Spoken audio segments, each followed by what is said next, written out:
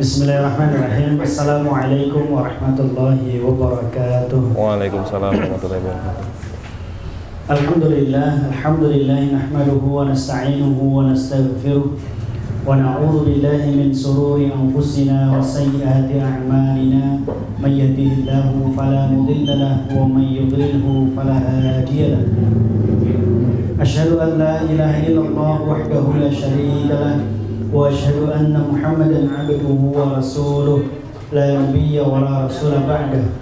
Allahumma shalli wa sallim wa barik ala nabiyyina Muhammadin wa ala alihi wa ashabihi ajma'in wa man tabi'ahum bi ihsanin ila yaumiddin. Amma ba'd.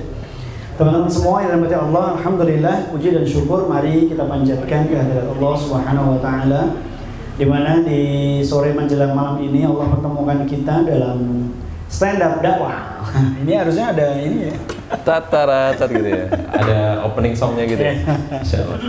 Nah, itu ya, bawa drum band, bawa drum di Androidnya biasanya. Baik. Acara ini ya, stand up dakwah ini sebetulnya merupakan sesi sharing ya, kisah dan motivasi hijrah dari bintang tamu kita. Wah, Masya Allah. Jadi setiap 2 pekan sekali di hari Jumat kita mengadakan stand up dakwah, sedangkan 2 pekan yang lain untuk fikih muamalah. Ya.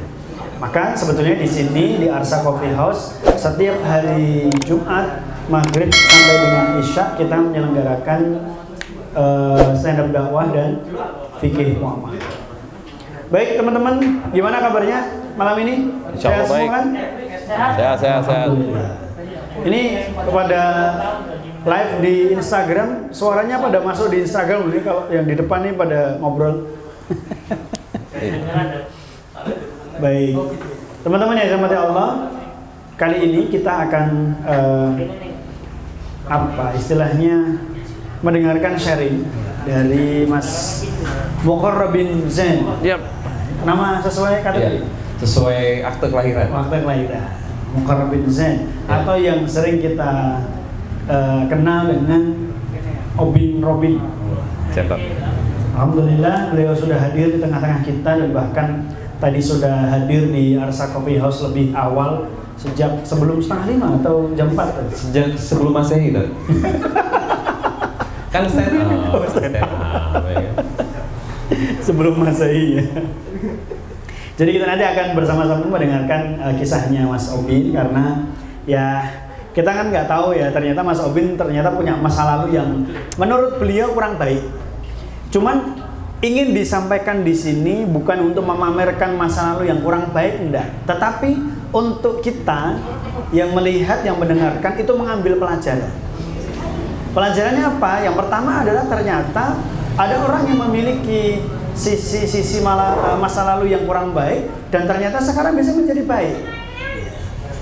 Atau itu. Atau yang kedua, sekiranya sekarang antum masih bergelut juga dalam sisi kehidupan yang kelam, maka ada kesempatan juga bagi antum untuk bisa berhijrah ya. Seperti halnya Mas Obin yang juga sedang meniti jalan hijrahnya. Baik, kita mau mengawali dari mana? Mengawali dengan baca Bismillah. Iya, Bismillah boleh. Bismillahirrahmanirrahim. Mungkin boleh diceritakan ya Mas Obin ini latar belakang masa lalu yang tadi dianggap sebagai sebuah masa lalu yang kurang baik itu sebetulnya dari siapa sih? Karena di tagline kan kita tuliskan ex marketing dugem. Padahal sebetulnya yang diinginkan Mas Obin tidak ditulis seperti itu ya.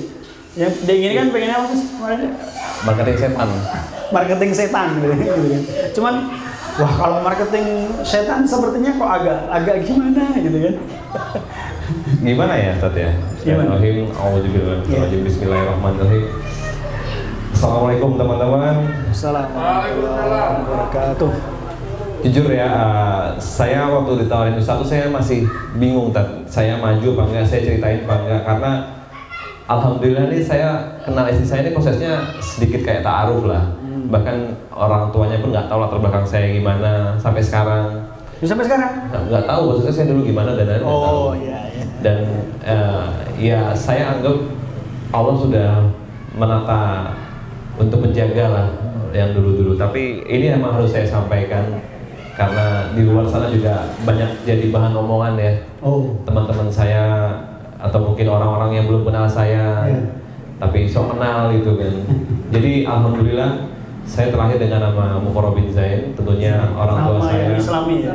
Orang tua saya menginginkan saya menjadi orang yang dekat dengan Allah, ya kan, sesuai dengan Muqarrab.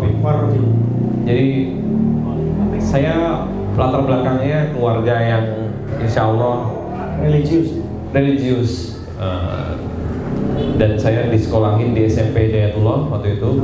Saya salah satu murid jadi di Hidayatullah dulu di SMP-nya itu ada murid pinter kelas ini, kelas yang murid yang belajar lagi kelas B gitu lah. Saya waktu itu di kelas A, tapi saya salah satu-satunya murid di kelas A yang baca Qur'annya jelek waktu itu. Terus hafalannya berantakan waktu itu ya. Terus saya lulus dengan nilai C satu-satunya saya doang, yang lainnya B, A. Tapi alhamdulillah saya lulus matematikanya 4,75 waktu itu ya. Lulus dari dan saya ingin sekolah di Semarang waktu itu. Saya namanya di Ungaran waktu pas SMP itu. Sama orang tua saya nggak boleh. Akhirnya saya mau nggak mau terima untuk sekolah di Ungaran. Nah semenjak itu saya mulai mencari jati diri, dan teman-teman mungkin harus digarisbawahi ya, lingkungan tuh menentukan. Walaupun saya waktu itu lingkungannya dakwah, jadi saya kan jadi radio sejak kelas 2 SMA. Itu radio ada kajiannya, satu-satunya di Semarang waktu itu. Tiap subuh Istiqomah ada kajiannya, terus siang bahkan ada kajiannya, azan setiap 5 waktu. Tapi boleh disebut radio apa? Radio Rasika namanya. Rasika. Dan saya waktu itu sudah mengenal dunia dakwah sejak itu? Enggak, sudah tersentuh pengakuan itu kan. Jadi awalnya lingkungan saya tuh menganggap hal-hal yang negatif itu keren. Saya sebut aja yang alhamdulillah Allah wujudkan ya, sudah keluar RUU alkohol itu kan. Alhamdulillah, walaupun belum semuanya dan dihapuskan di Indonesia, tapi sedikit lah. Waktu itu saya mulai mencoba di kelas 2 SMA ya kan, karena itu saya masih mending tak ada teman-teman saya yang Isriyati dan sekolah mana bahkan dari SMP. Saya merasa lebih beruntung waktu itu. Bodohnya saya mereka udah berhenti, saya masih lanjut, baru mulai waktu itu. Pas 2 SMA saya merasa itu yang keren dan lain-lain. Orang tua saya nggak tinggal sama saya waktu itu. Pas 2 SMA saya tinggal sendiri. Ngekos, hitungannya ngekos lah. Dan ya situ sudah mulai seenaknya sendiri lah. Orang tua saya mungkin tahu tapi nggak tahu begitu lah. Semenjak saat itu saya mulai akrab dengan ya hal-hal seperti itulah, dan mulai ada gangguan jin juga ya. Tindian dan lain-lain itu sudah sangat akrab teman-teman. Bayangin ya, satu waktu jam 9 malam saya bangun tindian. Alhamdulillah bangun. Terus tidur lagi, bangun lagi, tindian lagi, sampai 3-5 kali itu tuh. Semalam. Ya. Dan dalam keadaan minum alkohol itu saya tidurnya. Dan ajibnya ya, Allah tuh ngasih hidayah, tapi ya kita sendiri yang bodoh mungkin ya. Saya waktu itu kerja di radio juga kata. Jadi saya bangun jam 5 nyalain radio, nyalain kajian, tapi malamnya begitu. Terus saya istiqomah gitu. Hingga akhirnya saya kuliah ketemu dengan teman-teman yang sekufu gitu kan. Ayo, sekufu dalam hal maksiat. Iya dong. Ayo 5.000 pertama. Ayo. Ada duit pati murah 1.000-an. Dapat minuman kayak gitu. Sampai akhirnya saya bisa menggarisbawahi saya ini seorang alkoholik karena saya dulu kuliah. Ini jangan ditiru teman-teman ya, tolong ya. Saya dulu kuliah sebut saja lah ya, inisialnya bir ya. Saya tuang di botol apa namanya, bahasa Inggrisnya gembes lah itu ya. Saya tuang, saya seruput di kampus, di kelas, di kelas lagi pelajaran itu saya seruput. Padahal saya namanya Mukarrabin Zain gitu kan. Saya sekolahnya di Hidayatullah kan. Bodoh banget ya kan. Itu saya lakuin. Teman-teman nggak pada kayak gitu. Saya doang. Tapi tahu teman-teman. Tahu, teman-teman tahu. Nggak pada berani gitu. Dan nggak pada mau berani ngingetin. Pasti ya, harus biarin lah gitu. Udah sering banget kayak gitu, sering banget sampai wah parah banget. Dan ini lagi hidayah dari Allah tuh sebenarnya Allah kasih tanda-tanda banyak. Saya tuh alergi alkohol. Hah? Saya alergi alkohol. Bodoh kan? Orang yang alergi alkohol tapi minum. Itu saya istiqomahin gitu itu. Maksudnya alergi ketika minum atau ketika mencium aroma? Minum gatel. Oh. Habis itu gatel. Setiap kali habis minum setiap kali gatel. Dan saya istiqomahin terus sampai ya gitu tetap terus. Oh. Dan waktu itu puncaknya ya saya lulus kuliah, saya juga penyiar radio, alhamdulillah banyak yang nggak suka ya. Kenapa? Banyak yang nggak suka, karena saya muncul langsung banyak pendengarnya waktu itu. Yeah. Banyak yang nggak suka, banyak banget, parah, banyak yang nggak suka. Oh. Terus ya itu saya cari pelarian, ketemulah teman-teman sepupu lagi kan, wah, ayo Rene gitu. Ya udah akhirnya saya ikut mereka. Wah udah mulai kacau balau lah ibaratnya. Saya udah mengenal berbagai macam jenis alkohol lah. Yeah. Kemudian saya kenal dengan salah satu teman saya, nggak perlu disebutin namanya. Waktu itu dia ngomong sama saya gini, Bin, aku ketahuan ibuku kerja di dunia malam di diskotik. Yeah. Aku suruh keluar sama ibuku nih, kamu bisa gantiin nggak? Oh yuk Nenek, aku belum. Karena saya pikir gratisan. Ya kan pasti kan gratisan kan. Oh. Tiap malam bisa gratisan terus. Gratisan terus, pasti enak gitu.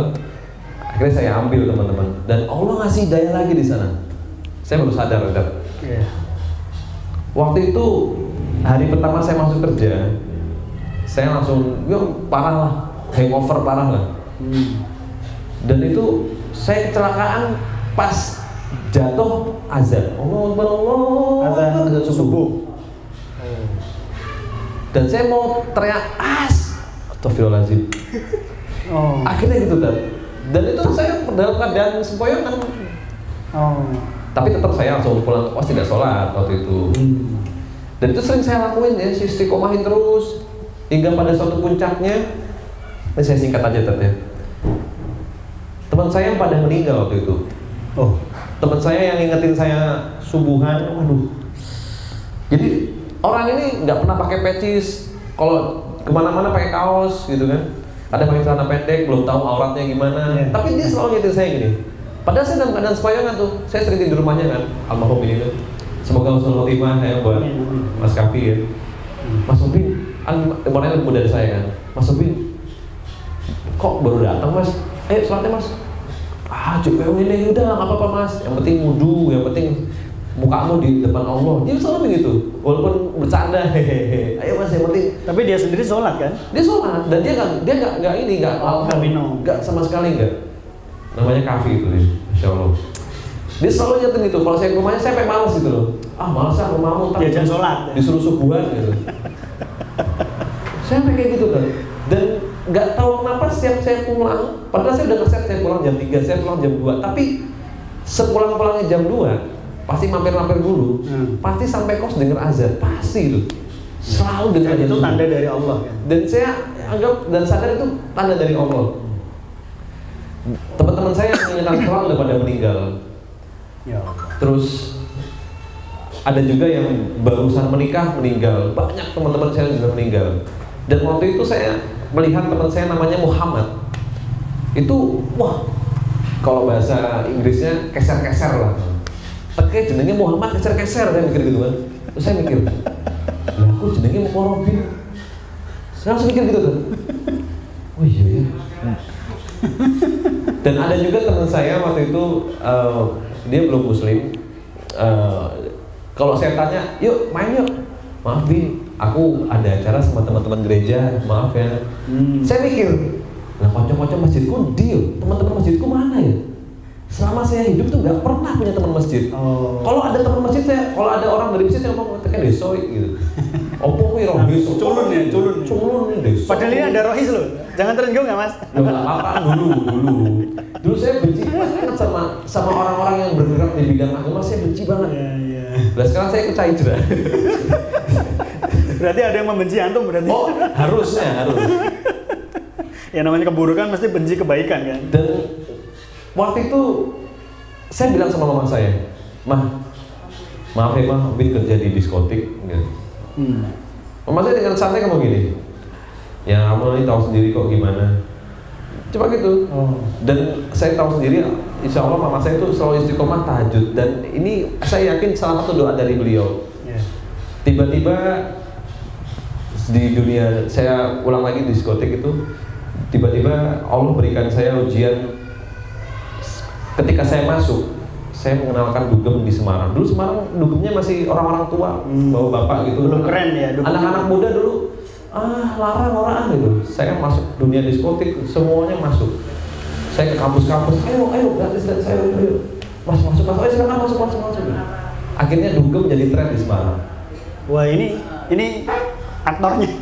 Dan itu omsetnya sampai 2M, bahkan pernah sampai 3M sebulan. Salah satu, ya saya tugasnya itu marketingnya itu. Dulu marketingnya ya, karena saya kuliahnya public relation, insya Allah kan saya mengamalkan dengan baik ya di dunia jahiliyah ya. Banget ya, bodoh nanti. Udah tahu salah ngapain dilanjutin gitu loh. Dan bangga lagi gitu loh kan. Iya bangga. Namanya terlahir Islam, KTP-nya dari Islam, tapi ngajakin maksiat bangga, bodoh kan? Saya posting di Instagram, halo guys, sini party sama saya di sini. Dan saya juga dulu MC DJ, salah satu DJ internasional yang pernah saya MC-in, DJ Katy Butterfly. Terus banyak Dinner Candy, banyak. Sudah hijrah belum mereka? Oh belum. DJ Butterfly udah. Butterfly Katy sudah mualaf, alhamdulillah. Alhamdulillah, masya Allah. Dan kenapa saya ngomongin ini teman-teman? Kenapa saya berani ngomong ini? Karena diskotik tempat saya kerja udah ganti nama alias dan tutup.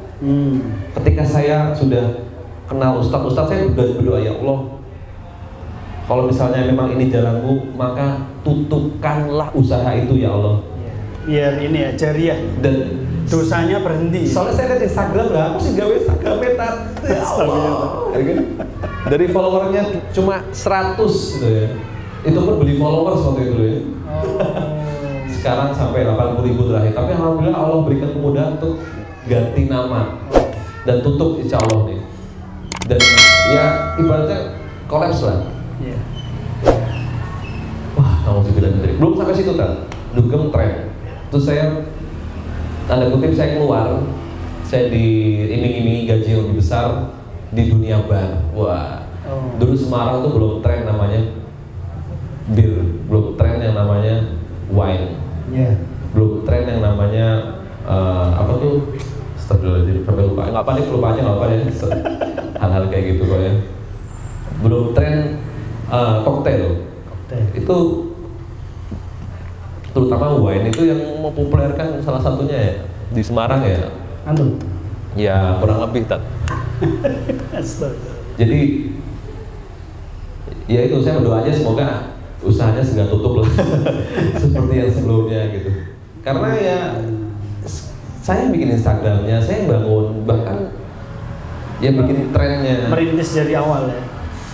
Dan sebulan 1M juga itu. Nah itu lagi, setiap menjelang Ramadan saya selalu keluar dari perusahaan itu, entah itu radio, entah itu diskotik, entah itu bar, entah itu resto. Setiap menjelang Ramadan selama kurang lebih 5 kali hingga akhirnya saya sadar bahwa itulah pertanda dari Allah bahwa saya harus full Ramadan sama Allah, harus full sampai meninggal nanti sama Allah, bukan cuma Ramadan aja. Ya saya sadar ketika teman-teman saya sudah pada meninggal, berarti kesempatannya udah hilang. Bahkan belum punya anak. Kalau punya anak, insya Allah bisa doain orang tuanya kan. Dia belum menikah, kesempatannya udah hilang kan. Makanya saya pikir, ya udah, saya harus akhirin semuanya. omongan orang terserah lah mau ngomong apa. Yang jelas saya mau berakhir udah selesai. Jujur ya, awal saya rasa ini nggak mungkin nih, karena dunia saya gitu, wah party banget kan. Bahkan saya suruh pegang yang di Bali kan, bayangin kalau itu terjadi, masya Allah. Iya. Dan jujur teman-teman, buat teman-teman yang lihat ini videonya tahun ini 2020 atau tahun berapapun, harus digarisbawahi ya, senikmat apapun maksiat itu nggak akan pernah membawa kamu dalam kebahagiaan yang lama. Pasti cuma 1 hari, paling lama seminggu. Habis itu kamu bakal lapar lagi, ya, bakal cari lagi party yang lain. Karena party is never end, ya. Kecuali kamu mati dalam keadaan party. Dan yang buat saya salah satunya adalah waktu saya kerja di diskotik itu ada seorang cleaning service ibu-ibu. Kalau dia lagi ada orang dugem gitu, dia nyapu gitu, dapat duit. Saya keluar dari tempat kerja itu, saya pindah ke bar itu, saya dapat kabar, Mas Sobi, gimana Pak? Drivernya tempat saya kerja itu, gini Pak, mau ngabarin itu ibunya meninggal. Kenapa itu? Ditabrak orang mabuk Pak. Wah, dari mana orangnya? Dari kantor Pak. Wah, Ya Allah. Yang nabrak orang kantor sendiri? Maksudnya orang habis party di tempat kerja itu. Oh, ya Allah. Saya semakin yakin bahwa ini tanda dari Allah bahwa harus berhenti sebelum kamu diberhentikan oleh kematian, karena tidak ada tempat lagi peraduan selama di dunia. Tok, ya kan? Ya udah mati mau gimana? Ya. Saya harus mikir, saya harus berhenti sebelum diberhentikan oleh kematian. Saya harus membawa sesuatu sebelum bertemu dengan kematian. Minimal ya, kalau disiksa cuma di kuburan aja lah, jangan sampai di neraka gitu. Saya mikirnya gitu, karena sampai kemarin akhirnya saya di Ruqyah itu kok akeh banget tuh, banyak banget deh. Ya mungkin gara-gara hal-hal yang dianggap keren. Jadi buat teman-teman yang keren nih, orang tua tuh keren nih, sesaat bro, sadar ya. Lebih keren kalau serius. Dulu saya nganggap Rohis tuh deso, orang-orang yang bergerak dalam dakwah tuh culun. Ternyata salah. Kowe sih deso, kamu yang culun. Udah tahu salah, udah tahu memabukkan udah tahu itu membuat lalai.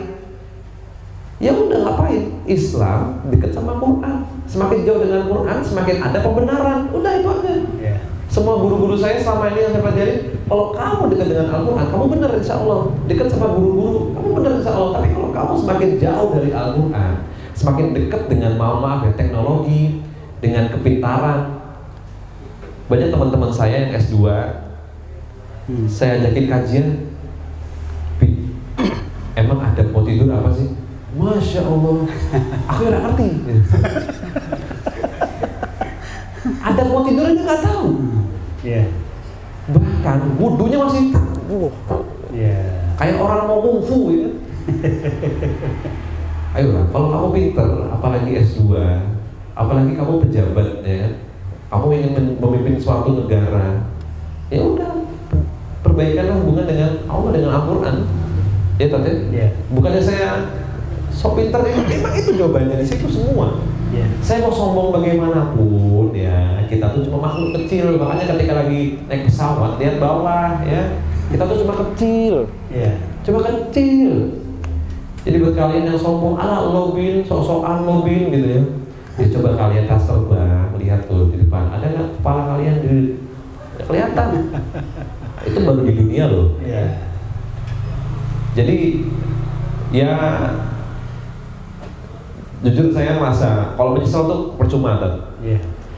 Dan saya yakin Allah memberi saya pengalaman seperti itu ya untuk ada hari ini, untuk ada pengertian bahwa itu semua sementara.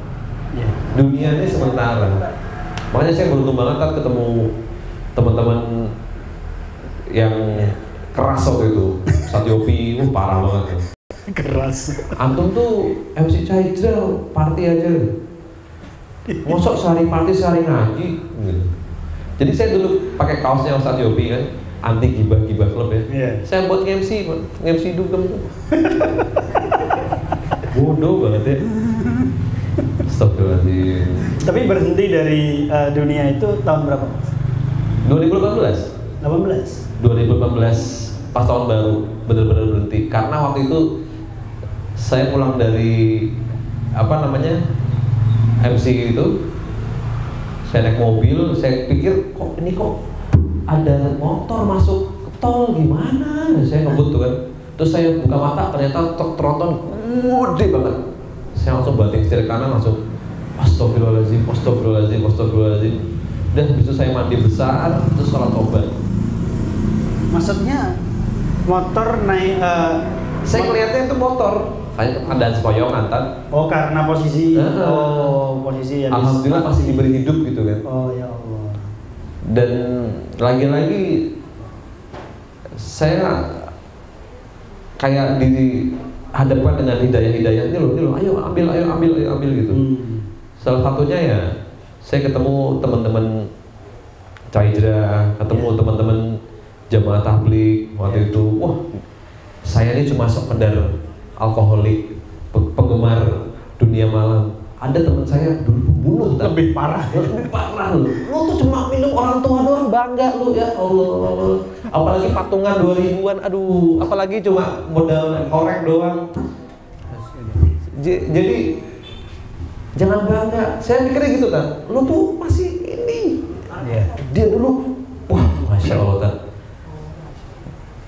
Ex pembunuh bayaran bro, bayangin. Ada juga ex yakuza, ada juga ex owner diskotik. Sekarang jadi ustadz, sekarang dakwah. Dan dia, nih, waduh saya kalau ceritain ini, dia lulusan S2, dia punya diskotik terkenal di Jakarta di era 90-an. Alhamdulillah sekarang dia udah jadi ustadz, beliau ini guru saya juga. Selama karirnya S2 dan dia juga ngajar, tapi punya diskotik, sangar ya. S2 dosen, dua diskotik. Dia cuma bisa ke 2 negara, Jerman, rumah saudaranya, sama ke Malaysia. Cuma 2 negara. Tapi ketika dia dakwah, dia bisa tur Eropa bahkan ke 32 negara. Gara-gara di jalan Allah. Bukan karena itu saya tertarik, tapi memang itu yang Allah kasih. Ketika kamu benar-benar di jalan Allah, kamu sungguh-sungguh di jalan Allah, Allah kasih itu. Saya nggak pernah bisa ngomong kayak gini kalau saya nggak kenal Allah. Saya nggak pernah bisa ketemu teman-teman di sini, Allah temukan di majelis ini dengan tutur kata seperti ini kalau saya nggak kenal Allah. Bukan saya merasa benar atau merasa saya punya pengalaman, karena itu jawabannya ada di situ semua. Selama ini kemana aja? Teman-teman mungkin yang nonton ini sambil ketawa, sambil bilang, lu halu, lu sok-sokan. Nggak apa-apa. Nanti ada masanya teman-teman. Jadi waktu itu saya awal-awal ikut kajian tuh sampai ada yang posting foto-foto saya lama. Wah, posting nyebar kemana-mana. Wah, parah. Saya ngomong tentang apa itu pacaran, deket dengan maksiat dan lain-lain, hati-hati. Saya dihujat sana sini, hujat sana sini. Ada buzzernya ya. Tahu lah buzzer atau apa. Dan ya itu, semakin kita di jalan Allah semakin banyak ujian. Dan ketika saat itu, nah ini teman-teman, mungkin semoga semua yang ada di sini yang nonton juga Allah mudahkan ketika kita sungguh-sungguh. Waktu itu saya selalu pikir dalam hati gini, saya akan sembuh, saya akan selesai kalau saya ketemu jodoh. Saya dalam hati pikirnya gitu. Tapi nggak mungkin lah, orang saya kayak gini masih maksiat juga, masih ya itulah. Ketika ada orang aja kajian di kos ngapain gitu, nggak mungkin lah. Tapi Allah mudahkan ketemu dengan jodoh. Dan alhamdulillah waktu itu saya ikhtiar. Ditanya kapan nikah, saya jawab tahun ini insya Allah akhir tahun 2018, doain aja. Tapi Allah mudahkan, Allah berikan jalan gitu loh. Hingga akhirnya saya menikah ya kan, dengan kenal bulan Agustus akhir kan. Terus saya ke rumahnya untuk khitbah itu di bulan September, 2 minggu setelahnya, hingga akhirnya Desember tanggal 1 tuh nikah. Desember 2018 nikah? Nikah. Oh iya. Terus sama, saya juga. Hah? Iya. Serius tak? Lalu? Dan ya alhamdulillah Allah pertemukan dengan teman-teman di sini. Ya kalau saya bisa bilang sih semua tergantung keyakinan kita sama Allah aja. Iya. Walaupun saya juga masih belajar, tapi saya yakin benar kalau kita yakin sama Allah, disitulah jalannya. Iya. Tapi istri tahu nggak masa lalu Mas Obin?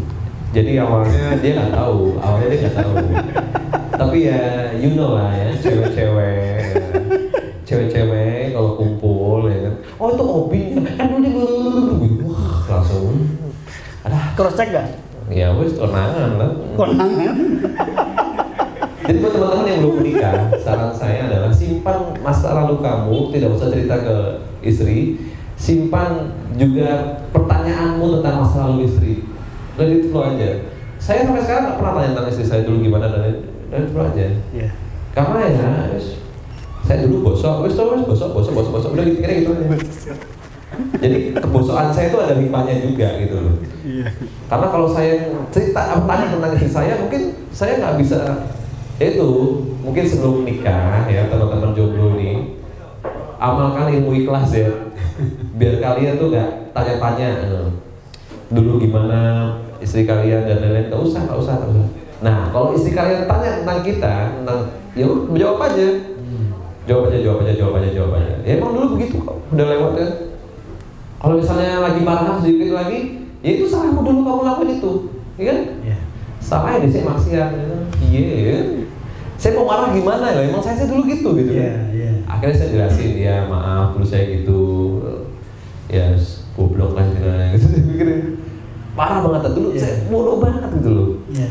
Kerja di radio yang tiap hari ada kajian, bahkan saya siaran sambil sempoyongan. Ya Allah. Sambil saya juga nyetel kajiannya dalam keadaan gitu. Bayangin tapi Tapi orang tua ketika tahu Mas Obin udah nggak di diskotik, kerja di diskotik gimana? Ya alhamdulillah udah mulai senyumnya udah mulai lepas. Udah nggak gini lagi dan sempat vertigo juga kan. Ibu tuh, mama tuh dan ya alhamdulillah sekarang lebih baik loh jauh. Dan jangan pernah berhenti husnuzon sama Allah. Seberat apapun ujian kalian, ya namanya di dunia nggak mungkin nggak ada ujian. Kalau kalian ujiannya berat, ya bersyukur masih diberi ujian penggugur dosa. Walaupun yo abot tapi yo pineh itu masih di dunia ya kan. Gitu cerita. Ya alhamdulillah kita jadi bisa banyak belajar ya dari pengalaman atau sharing yang tadi disampaikan oleh Mas Obin. Ya semoga teman-teman yang lagi lihat sesi sharing ini juga bisa mengambil hikmah dan pelajaran. Ada banyak hikmah yang bisa diperhatikan. Tadi contoh yang digarisbawahi oleh Mas Obin itu kan, komunitas atau lingkungan itu sangat berpengaruh ya. Ketika kita salah memilih teman ya sudah, nanti kita akan larut di situ. Maka ya komunitas jadi satu yang penting. Satu itu, yang kedua tadi sempat tersampaikan oleh Mas Obin dan juga oleh bintang tamu kita sebelum-sebelumnya, ternyata doa orang tua, terutama ibu untuk kebaikan anaknya itu luar biasa. Kemarin-kemarin kita juga mendengar dari beberapa teman-teman kita bahwa sepertinya ini juga nggak lepas dari doa yang disampaikan oleh ibu saya setiap malam, setiap tahajud dan seterusnya, dan alhamdulillah bisa kembali. Maka sebetulnya teman-teman, orang tua kita itu sayang sama kita, apalagi kalau kita jauh dari Allah. Pasti mereka itu mendoakan kita untuk kembali, ayo kembali. Maka zaman sekarang kita bisa mengatakan ya Mas, kalau ternyata maksiat itu culun, bodoh, maksiat itu bodoh. Sedangkan rajin ke masjid, taat kepada Allah, itu sesuatu yang keren. Kemarin di beberapa pertemuan yang lalu Mas Praja juga bilang demikian. Sekarang saya ngaji juga bisa keren kok. Dulu sama, Mas Praja juga bilang kalau saya dulu nggak pernah keluar negeri, tapi sekalinya saya kenal Allah, saya keluar negerinya umroh. Dan saya doanya saya sendiri, tapi alhamdulillah Allah berikan saya berdua sama istri. Dan saya cuma, ya alhamdulillah, saya belum nabung kan, saya belum nabung, cuma doa aja, doain tahun ini. Alhamdulillah Allah berangkatkan. Dimudahkan ya? Ya dengan modal paspor. Jadi jangan berarti khusus sama Allah. Ya, makanya ya sekarang pun kita yang ngaji pun bisa keren kan. Bahkan yang ngaji pun malah beranggapan kalau kamu nggak ikut ngaji, kamu untuk bermaksiat, itu malah ya terjerumus pada kejahilian, kebodohan. Maka ya semoga sesi sharing kita di malam hari ini bisa jadi pelajaran dan hikmah untuk kita semua. Mari kita ambil banyak sisi positifnya, dan kalau memang di kesempatan ini ada hal-hal yang mungkin kalimat-kalimat yang diucapkan kurang berkenan, ya mohon keikhlasan untuk memaafkan. Demikian, mari karena sudah masuk Isya ya, kita tutup dengan doa penutup majelis. Bismillah, subhanakallahumma wa bihamdika asyhadu an la ilaha illa anta astaghfiruka wa atubu ilaik. Semoga bermanfaat, memberikan inspirasi dan motivasi buat semua yang sedang proses dalam hijrahnya. Jangan takut, karena teman-teman yang baik, teman-teman yang sedang berhijrah pun akan menjadi teman buat kalian. Maka jangan takut hijrah, jangan khawatir berhijrah, tinggalkan kemaksiatan sebelum kematian yang nanti akan memisahkan kalian dengan kemaksiatan itu. Kurang lebihnya mohon maaf. Billahi taufiq wal hidayah. Assalamualaikum warahmatullahi wabarakatuh. Waalaikumsalam.